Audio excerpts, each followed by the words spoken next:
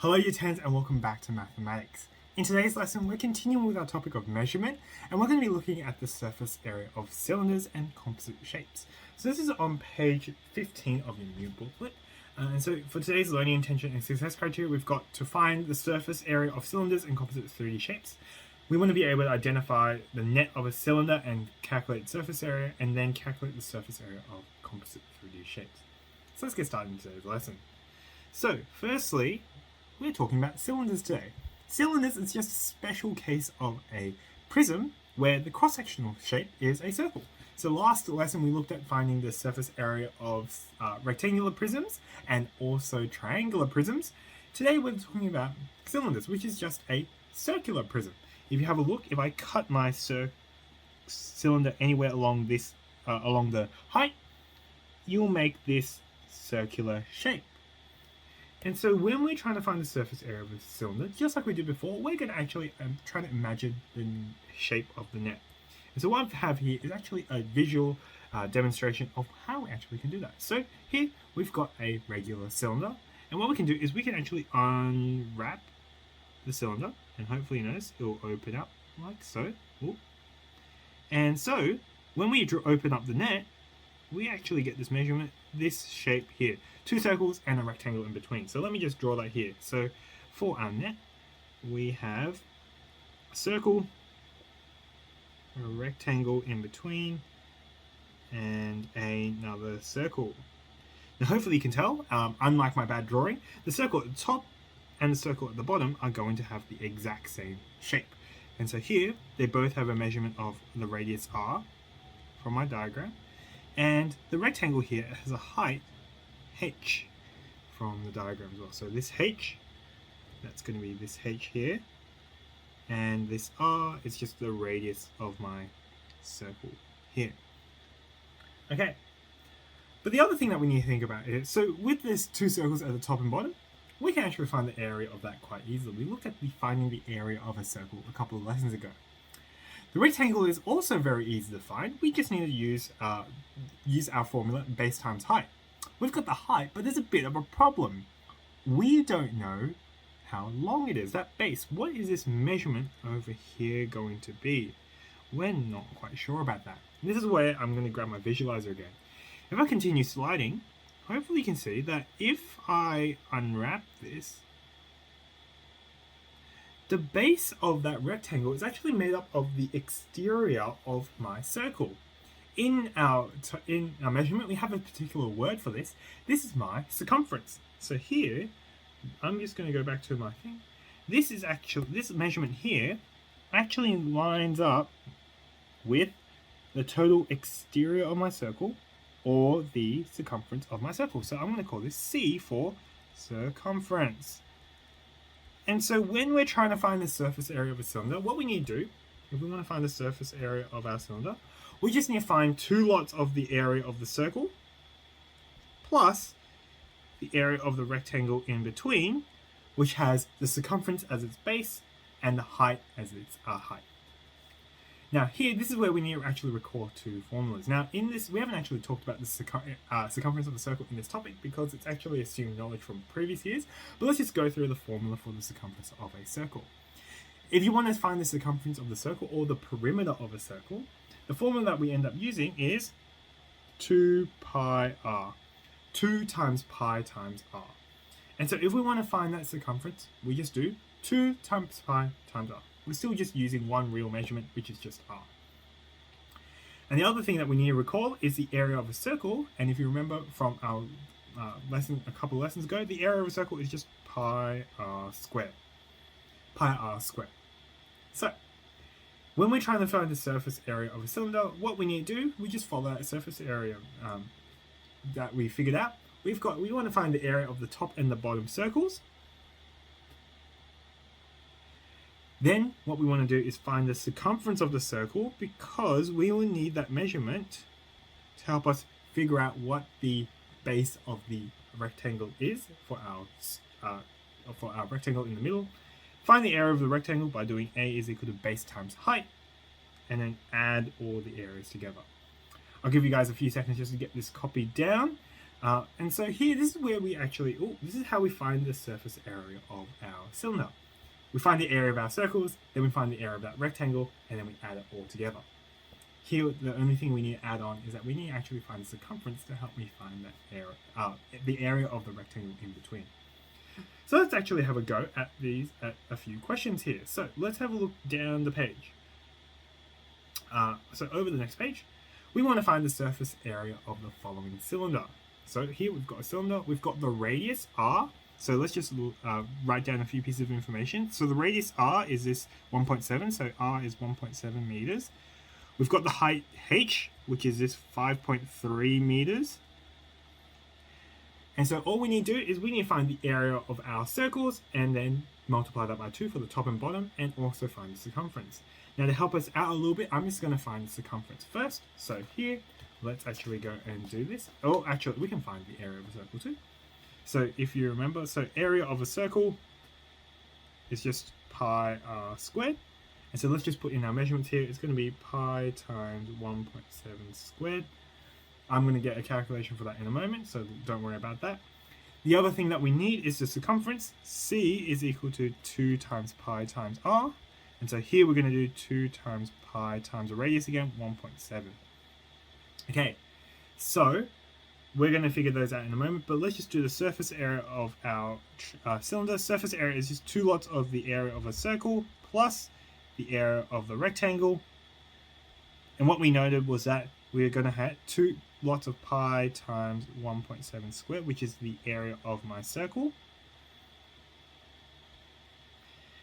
And then on top of that, we're going to find the area of our rectangle. Now, the area of the rectangle is just base times height. The base just happens to be the circumference, which is 2 times pi times 1.7. So let me just highlight that here. And then we're going to times that by the height, which is that 5.3 meters that we have from above. So let me just chuck this into my calculator. I have, let me just move this a little bit across over here. So here we're going to have 2 times pi times 1.7 squared plus 2 times pi times 1.7 times 5.3, and we get a final answer of 74.769. Let's round it to 2 decimal places, so that just becomes 74.77. 74.77, and we need a unit with this. These measurements were in meters, so this is going to be in meters squared. So if you remember, surface area is still an area, so we're going to need to use squared units. So here, when we're trying to find the surface area of a cylinder, we need to find the area of the top and the bottom circle, which just happens to be the same, which allows us to just multiply by 2, which is what we do over here. And then we need to find the area of the rectangle. And in order for us to actually do that, we need to find the circumference, C, of our circle by using 2 pi r, which we did over here. Now, we can actually simplify this to actually make a formula. So if you notice, we find 2 lots of the area of a circle. So there's a formula that we can actually generalize from what we've done here. Actually, I'll give you a second just to write that down. If you need to pause the video, ask the teacher to do so you can just get this working out, copied down. So, with the surface area of a cylinder, we can actually generalize this to make a formula. Now, as we noticed, that there was actually 2 circles in our surface area that made up the surface area. So what I can do is I can write the surface area as 2 lots of the area of a circle is just pi r squared. So this is 2 lots of my circles, 2 circles. Then on top of that, we just need to add the area of the rectangle. Now we've noticed that the area of a rectangle is made up of the circumference. So here, the circumference C, and we multiply that by the height, h. And so what I can do is I can replace C with the formula for the circumference, which happens to be 2 pi r for the circumference, and we just multiply that by h for the height of the cylinder. And so here, this is actually a formula that helps us figure out the surface area of a cylinder a little bit quicker. So here, let me just label the second part. So that first part is the fact that we've got 2 lots of circles. And then here we've got a rectangle with base, the circumference, and height of h. And so here, we've got this generalized formula that we can use to help us find the surface area of a cylinder whenever we need. And so for the following example, instead of actually figuring out the area of our circles, the circumference, we're going to just apply this formula. So here, for our formula, notice we only need just two main things. We really just need, and I'll highlight this in yellow, we need the radius of our circle, which happens to be in both parts of this formula, and also just the height. And so once we figure those out, we can substitute these values into our formula and we'll get the surface area. So let's have a look at the following example. Find the surface area of the following cylinder by applying the surface area formula for a cylinder. So here we have a cylinder and we've got a few measurements. So let's go and identify our measurements here. So the first part is we want to figure out what the radius is. Now if you have a look at my cylinder, well, we don't actually have a radius, we have this measurement here from edge to edge of a circle. That's not my radius. If you remember, this is called a diameter. And so what we need to do is actually we need to find the radius from my diameter.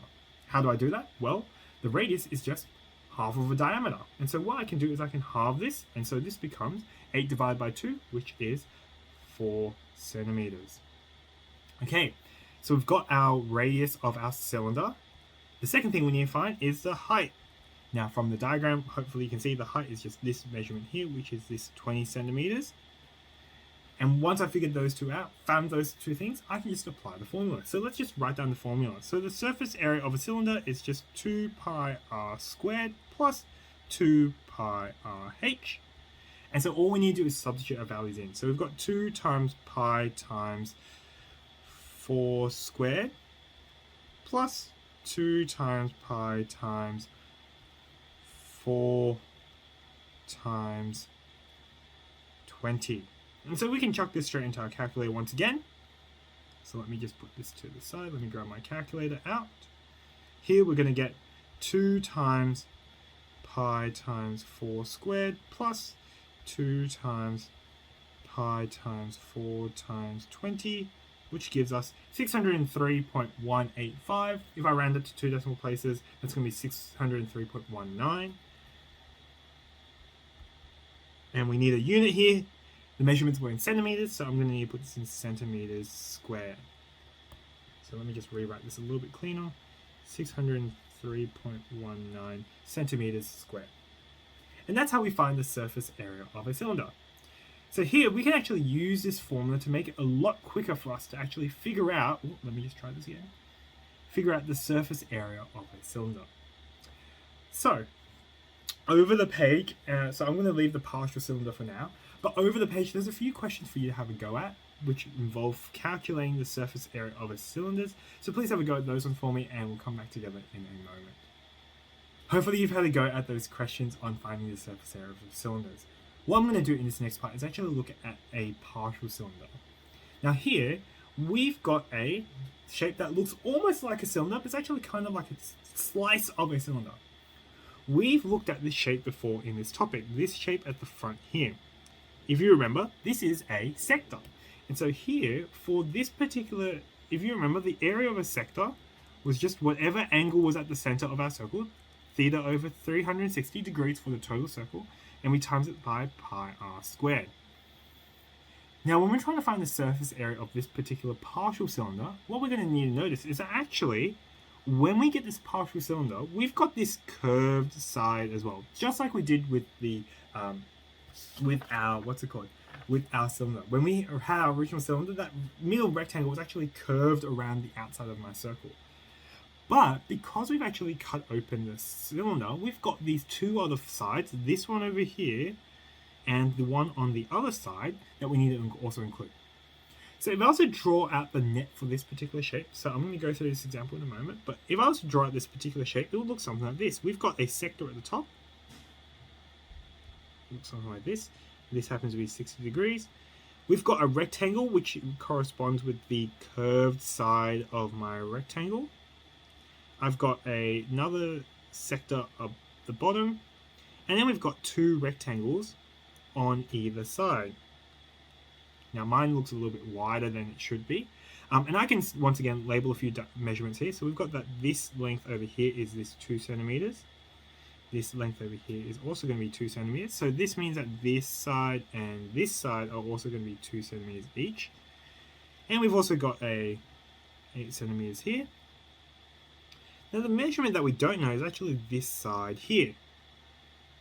Now this blue side here actually corresponds to the part of the circumference or the arc that makes up, that's taken from that 60 degrees.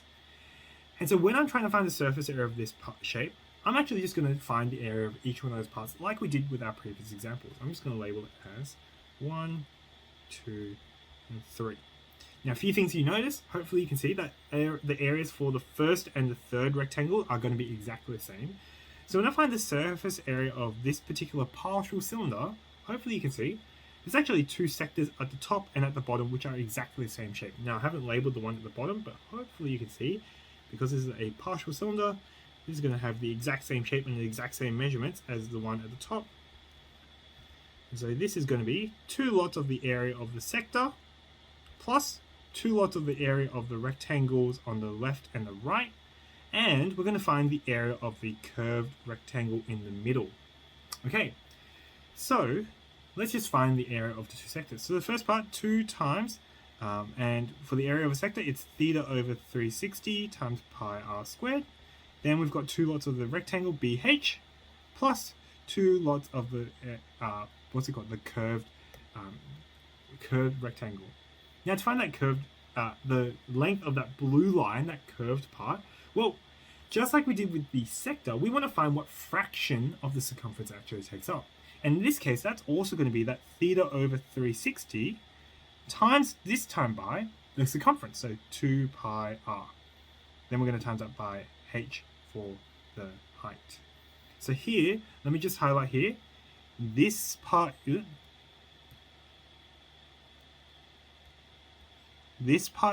is actually the way that we're going to find the length of the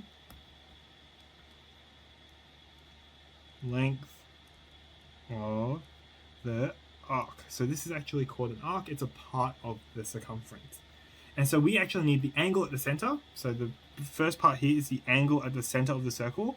And the second part here is just the circumference of a circle. So maybe I'll move this like this. So let's just substitute a few values into our formula here. So for this particular case, the angle at the center of our circle is 60. So I'm going to have 2 times 60 over 360 times pi times the radius, which is 2 squared, plus 2 times the 2 rectangles on either end has measurements 2 by 8, plus 2 times, I'll zoom in here, so again 60 degrees over 360 times 2 times pi times 2 for the radius and 8 for the height. Now this question is quite long, and so here for these questions I would recommend that you do it fairly slowly so you actually can identify each one of those shapes as well in your net. So here I'm just going to put this into my calculator. There's quite a few things involved. I apologize for making this quite long. Let's see if I can get this all in. So here I'm going to put in 2 times 60 over 360 times by pi times 2 squared plus 2 times 2 times 8, because we've got 2 lots of those rectangles, plus 2 times 60 over 360. Hang on. The curved one shouldn't be... Oh, I'm actually have an extra 2 times here. That's a little bit off. My apologies. I shouldn't have that there. Yes, that's correct. So my bad, I made a mistake there. There shouldn't be 2 lots of this. It's just 1 lot of this. I'll go back to my calculator and I'll fix that up.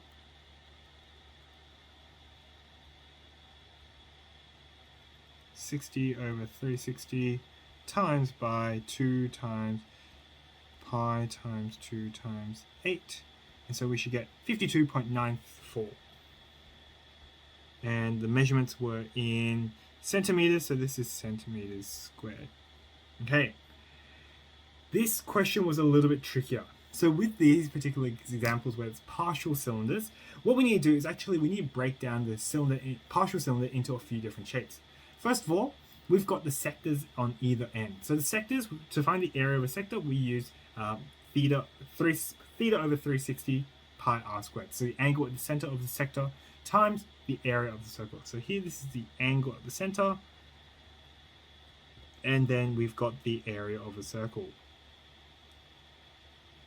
Now the additional thing here is if we want to find the length of the arc, the blue section, and I'm going to put this as the arc, what we need to do is actually do the exact same thing with the angle at the center. So this same thing, the angle, and then we need to multiply that by the circumference of the circle this time. So this is my circumference. And then on top of that, we also need to add on the fact that there's two additional rectangles on either end of our partial cylinder that makes up the two outer sides.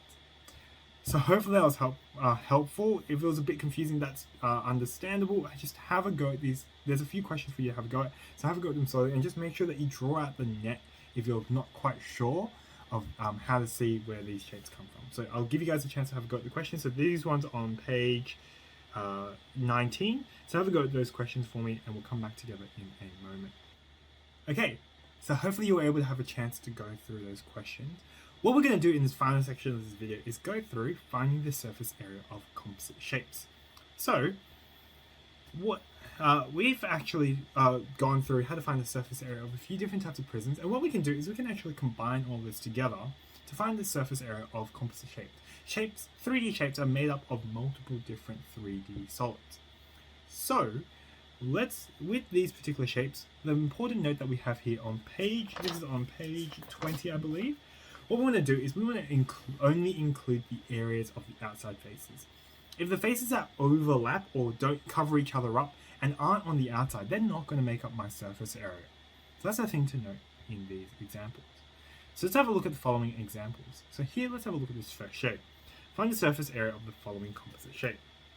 Now, if you have a look at this particular composite shape, it's actually made up of two other shapes. Firstly, on the left-hand side, if you have a look at those measurements, they're all the same. And so this is an example of a cube. A cube is a specific rectangular prism where all the measurements, the length, the base, and height are all exactly the same. Now, on the right-hand side, we have the surface area of a cylinder. So here, this is a cylinder, and we've looked at that earlier in this lesson. Now, with the cylinder, with the cube, all the measurements happen to be 2 centimeters. With the cylinder, we've got this measurement of 3 centimeters, which is its height, but we don't know what the radius is. We can actually find that radius quite easily because if you have a look at the way the diagram is drawn, the cylinder goes from edge to edge of the cube. And so here, this tells me that this length over here is going to be the same as the side length of the cube, which is 2 centimeters. Now, is that the radius? Unfortunately, it isn't. So what I need to do is I need to take half of this, and so my radius for my cylinder is actually 1 centimeter. Now, so here I've just identified a few measurements from my diagram just to actually help me figure out what the surface area is in a moment. So I've got this is 1 centimeter, and we've got the height of the cylinder is 3 centimeters, and the side length of my cube is 2 centimeters. So I've got my few measurements there. Now let's just think about the surface area. If you have a look, what we could probably do is just find the surface area of the cube and find the surface area of the cylinder, and just you might be tempted to just go, okay, I'm just going to add the two together. But hopefully you can see how there might be a problem here. If I was to find that, what would end up happening is there's this side over here. The circle of this circle in the cylinder actually overlaps or covers up the circle on the cube. And so what that means is that when I actually end up finding the surface area, if I just found the surface area of my cube and added it with the surface area of my cylinder, that face is going to be included when it shouldn't be. So we're going to need to figure out a way to actually not do that. There's a few ways that you can solve this. So let's actually go through two methods of doing the same exact question. I'm going to actually write this down here. So the problem that I mentioned was that if I was to just find the surface area of the cube and then the surface area of the cylinder and just add it together, this face would be actually counted twice because it'd be counted once for the cylinder and then once for the cube. And what we want to do is just basically get rid of it. It's not actually part of the surface area. So what we can actually do, one way that we can find the surface area of this composite shape, well, if we want to just get rid of it twice, we can just do that. So here I'm just going to go, the surface area of the shape is just going to be the surface area of the cube plus the surface area of the cylinder minus 2 lots of the area of that circle. The reason being is that because one of that circle is going to come from the cube, and I don't want to include that face. And the other one is going to come from my cylinder, and I don't want that face either. And so here, this is one way that we can actually do this. So I can go about doing this. So the cube, now with the cube, all the faces are a square. So what I can actually do is that this is just going to be 6 times of the side of the area of that square. So s squared. I'm going to call it s squared for the square. Now with the cylinder, we've gone through the area formula for a cylinder, which is 2 pi r squared plus 2 pi r h. And then on top of this, and I'm just going to move this out of the way, I just need to subtract 2 of those areas of that circle, 2 pi r squared, because I need to get rid of 2 of those circles. Now, hopefully you can notice here already, with this formula, we can actually get rid of these 2 parts. So we've got plus 2 pi r squared, and we've got minus 2 pi r squared, and they're going to actually cancel each other out. And so what I'm going to be left with is just 6 of those cube faces plus the curved rectangle of my cylinder. So let's just substitute some values in. So I've got 6 times the side length of my cube is 2 centimeters plus, and from my cylinder I've got my 2 times pi times the radius 1 times the height 3, and so we can chuck this into my calculator. I get 6 times 2 plus 2 times pi times 1 times 3, which will give me 30.85 centimeters squared. Okay, so that's one way that we can actually find the surface area of this composite shape. So here, I just needed to note that the surface area, if I just added those 2 surface areas together, that would actually mean that I counted that circle that I've highlighted here twice. And so the way I dealt with that was actually I went, okay, I'm just going to subtract 2 of those areas away from my total surface area if I just were to add them together. Now, another way that we could figure this out is actually going, hang on, there's a circle down here. And so that circle would be removed from the cube and also from the cylinder. But there's an exact same circle over here on this side. And so what I can do is I can imagine that I'm going to move this circle down to the cube. And so I'm going to just find the surface area of the cube, but get rid of this face over here and just find the curved part of the cylinder. So here, this is just going to be the surface area of the cube plus the area of the curved part of the cylinder. And so this is actually going to give me the exact same formula that we just figured out there, which is 6 6s squared, because we want 6 of those those cube faces for my surface area of the cube, plus, and the curved area, if you remember from before, was just the 2 pi r h part, which was just exactly what we found on the other side. So here, this just ends up giving me 30.85 centimeters squared as well. So that's how we can find the surface area of this composite shape for this example. So the important thing to notice is we only want to count the outside faces. We only want to include the faces that are showing on the outside of my 3D shape. So let's have a look at the final example here. Find the surface area of the following shape. Now if you have a look at this particular shape here, we've got a triangular prism at the top. Hopefully you can see we've got a triangular prism, and we can actually figure out the surface area of this shape here. And at the bottom, we've got a rectangular prism. And we want to find the surface area of this particular 3D shape. Okay, now, when we're trying to find the surface area, we want to actually only count the outside shapes. So hopefully you can see that in both my rectangular prism and my triangular prism, there's this top rectangular face for the rectangular prism and the bottom rectangular side for my triangular prism, which I'm not going to include. And so here, what I can actually do is I'm going to use my first method where I'm just going to subtract that from my measurement. So here, this surface area is just the surface area of my rectangular prism plus the surface area of my triangular prism, and I'm just going to minus 2 of the area of that rectangle. Okay. Now, if you remember, the surface area of a rectangle is actually quite a nice formula. What we need to do, all we need to do is just find the area of each, one of each of the pairs of our rectangle and just double it. So here for my rectangle, that's just 2 times L times B plus B times H plus L times H. The surface area of my triangle is a little bit trickier. So here, if you remember, that is just going to be 2 lots of my triangle. So half B times height, base times height for my 2 triangles on either end. And on top of that, I've got a couple of rectangles involved as well. And for the final bit, as I just need to minus the 2 rectangles at the top of that is covered up in my surface area. So let's just substitute a few values here. So let's first deal with the rectangular prism. So in the rectangular prism, I've got length times base, so we can deal with any one of these in any order. So let's just deal with, let's say, the front face.